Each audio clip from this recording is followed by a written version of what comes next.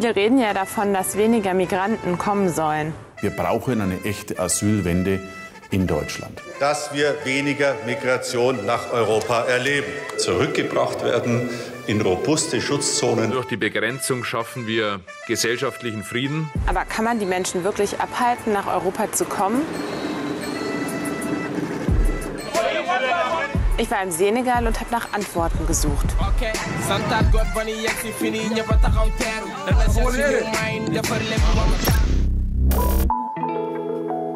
2 Monate werde ich nach Westafrika gehen.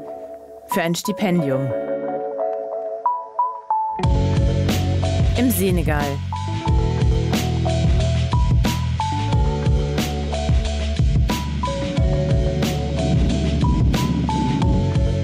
Ich, weiße Hautfarbe und dann auch noch mit einer Kamera. Nicht so einfach hier, unauffällig zu recherchieren. Ich will was lernen über ein Land, aus dem viele Menschen weg wollen. Nach Europa. Was sofort auffällt, die vielen Menschen draußen.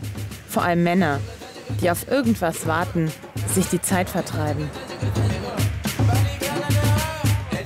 Ich bin gerade hier am Strand von Dakar unterwegs und was mir total viel auffällt, wie viel Sport die Menschen hier machen. Egal wie heiß es ist, alle machen Sport. Für viele die einzige Hoffnung auf eine Zukunft hier. Ringkämpfer werden. Statt in die Schule gehen sie am Strand trainieren. Aber nur die wenigsten werden damit wirklich Geld verdienen. Auch Salio Faye hofft darauf. Ich habe noch keinen Vertrag. Aber es ist mein Ziel, einen Vertrag als Profi zu bekommen. Wenn ich einen Kampf habe, kriege ich einen Vorschuss. Der ist zwar klein, aber das stört mich nicht. Sobald ich einen Kampf habe, trainiere ich hart. Und ich werde irgendwann gewinnen und als Sieger nach Hause gehen. So Gott will.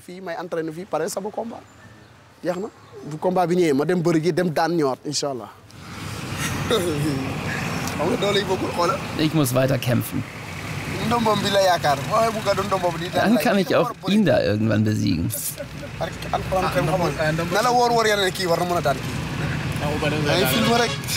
Ich glaube an meinen Talisman. Der wird mir dabei helfen. Aber Salio ist schon 31 und mit einem großen Kampf hat es bislang nicht geklappt. Er hat die Schule geschmissen und kann weder lesen noch schreiben. Salio geht's wie vielen Senegalesen. Mehr als die Hälfte sind Analphabeten. Um sich sein Geld zu verdienen, arbeitet er als Wächter. Ein Job nebenbei, der aber kaum zum Leben reicht. Als Ringkämpfer möchte ich mein Leben schaffen. Gott entscheidet, ob es klappt. Aber manchmal denke ich daran, nach Europa zu gehen, um meine Eltern zu unterstützen. Die haben kaum Geld. Im Senegal lebt jeder Zweite unter der Armutsgrenze. Vor allem die Jüngsten leiden darunter.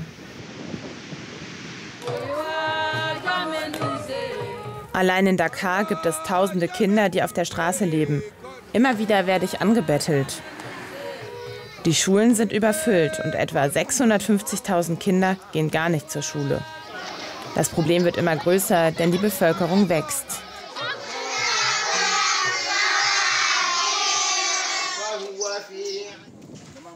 Viele Eltern schicken ihre Söhne in Koranschulen wie die hier. Angeblich, damit sie dort religiös erzogen werden. Aber danach sieht es hier nicht aus. Allein in dieser Schule hier leben 25 Kinder. Wo schlaft ihr? Hier? Das ist Alpha. Er ist seit 2 Jahren hier. Weil er sich schämt, will er nicht erkannt werden. Das macht mich traurig. Wir sehen hier die kleinen Kinder. Die Armut treibt uns hierher. Wenn wir groß geworden sind, werden wir das hier alles vergessen. Aber bevor wir erwachsen werden, müssen wir durch das hier durch. Wir sind hier sehr oft traurig. Il faut traverser dans des difficultés tellement critiques, quoi. Bon, nous sommes tristes ici souvent. Alpha zeigt mir die Toilette. Eine Dusche oder fließendes Wasser, das gibt's hier einfach nicht. Il y a d'autres animaux qui se déplacent Hier draußen sind Tiere. Wenn wir hier rausgehen auf Toilette, ist das sehr gefährlich. Schlangen, Skorpione. Wie kann das sein? Ich frage den Koranlehrer. Der ist ein bisschen einsilbig. Wie sehe ich das Betteln? Es ist in Ordnung und es gehört dazu. Ich habe selbst auch gebettelt. Ich habe vor gar nicht allzu langer Zeit erst damit aufgehört. Gleich ist Mittag, aber erstmal müssen sich die Kinder ihr Essen erbetteln. Senegal gilt als Musterland in Afrika. Es wird als sicheres Herkunftsland eingestuft. Und doch wollen viele weg. Allein in den letzten 3 Jahren kamen 22.000 Senegalesen in Italien an. Eine der Routen dorthin führt über den Niger quer durch die Sahara nach Libyen. Insgesamt mehrere 100.000 Menschen aus ganz Afrika sollen derzeit auf ihre Überfahrt nach Europa warten. Die Bedingungen dort sind fürchterlich. Libyen ist ein failed state. Es gibt keine funktionierende Regierung. Viele Flüchtlinge dort werden eingesperrt und gefoltert. Viele in der EU wollen Flüchtlingsboote trotzdem hierher zurückschicken. Und jetzt schon bringt die libysche Küstenwache viele Flüchtlinge vom Meer zurück. Und so kommen viele nach kurzer Zeit wieder zurück nach Hause. Flughafen Dakar. Eines Abends werde ich hierher gerufen. Ich warte jetzt schon seit 2 bis 3 Stunden hier. Hinter mir sollen jetzt gleich ganz viele Migranten aus Libyen eintreffen. Die sind aus dem Senegal geflohen, haben auf ein besseres Leben in Europa gehofft, haben es bis nach Libyen geschafft und haben sich dort dann entschieden, freiwillig zurückzukehren. Das sind sie, die freiwilligen Rückkehrer aus Libyen. Näher darf ich gerade erstmal nicht ran. Alle im gleichen Trainingsanzug. Den haben sie von der Internationalen Organisation für Migration bekommen. Ihre Mitarbeiter organisieren die Flüge für die Rückkehrer. 162 Flüchtlinge und ein Baby sind gekommen und 3 Koffer oder 4. Das heißt, die haben alle überhaupt nichts mehr. Mehr als 2.800 Migranten sind allein 2017 freiwillig in den Senegal zurückgekehrt.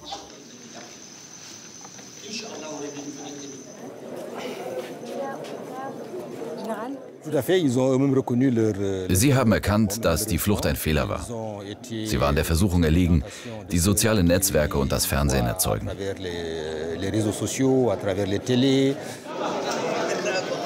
Jetzt darf ich auch mit den Rückkehrern sprechen. Einer von ihnen ist Maki Aidara. Er war ein halbes Jahr unterwegs, erzählt er mir. An dem Tag, an dem unser Schleuser sagte, er werde uns am nächsten Tag auf ein Boot bringen, kam die libysche Polizei an. Wir sind gerannt wie die Verrückten. Aber sie haben uns festgenommen. Sie haben gesagt, dass die Libyer beschlossen hätten, alle Migranten aus Libyen zurückzuschicken. Wir kamen ins Gefängnis. Es war sehr anstrengend dort. Wir haben gelitten. Wir haben dort sehr viel erlebt.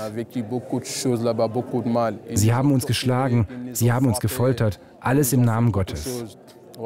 Selbst etwas zu essen zu bekommen, war ein Problem. Sie haben uns viel zu viel geschlagen im Gefängnis.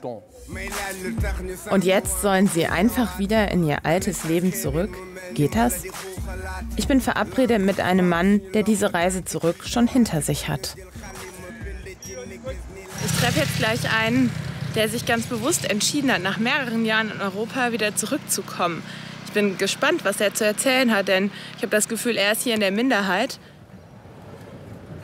Makin Ba. Er arbeitet hier in einer Werkstatt, ist Mechaniker. Er hat genau das durch, auf das viele Senegalesen hoffen.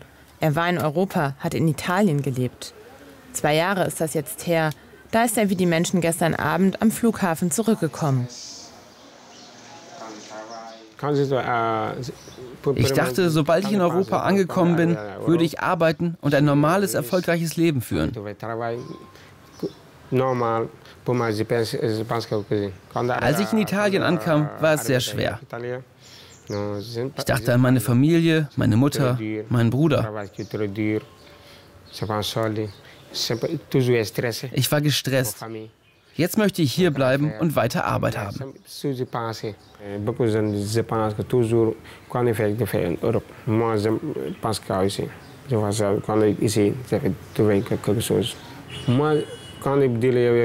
Ich rate anderen jungen Leuten, hier zu bleiben.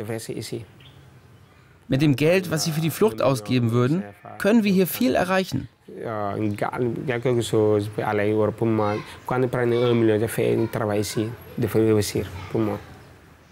Das Problem, viele wollen das gar nicht hören.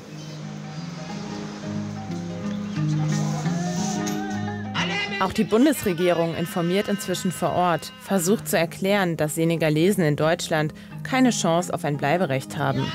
Deutschland will die Zuwanderung stoppen, durch Flugblätter oder ein Bildungsprogramm. Von Januar bis Ende Mai gab es knapp 800 Beratungsgespräche im Zentrum im Senegal. Aber bringt das was? Jolin Robert berät Rückkehrer und kennt die falschen Träume nur zu gut. Die meisten jungen Leute sind schlecht informiert. Ihr Bild von Europa beruht auf Telenovelas und Serien. Das ist nicht das richtige Leben. Der Mythos vom Eldorado Europa ist noch präsent. Das ist nicht etwas, was man einfach mit einem Fingerschnipsen wegmachen kann.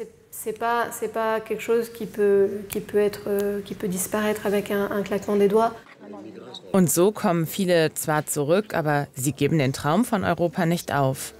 So wie Maki, der Rückkehrer, den ich am Flughafen traf. Ein paar Tage später sehe ich ihn wieder. Ein unscheinbares Haus, 23 Leute wohnen hier.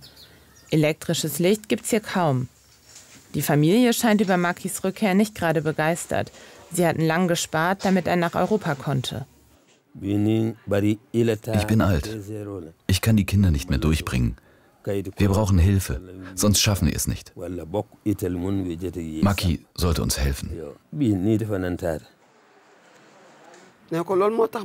Ich habe mein ganzes Geld dafür ausgegeben, damit du nach Europa kannst. Ich will, dass du versuchst, wieder nach Europa zu kommen. Wir sind keine reiche Familie. Wir haben kein Geld. Du musst unsere Familie ernähren.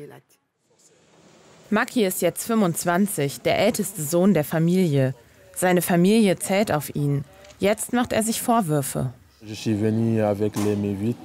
bin mit leeren Händen zurückgekommen. Das tut mir sehr weh. Aber ich kann es nicht ändern. Ich wollte nach Europa gehen und etwas schaffen. Ob Maki es nochmal versuchen wird? Vielleicht. Welche Alternative hat er? Wir können die Grenzen dicht machen, aber die Menschen werden weiterkommen wollen. Vielleicht nicht sofort, aber morgen oder übermorgen.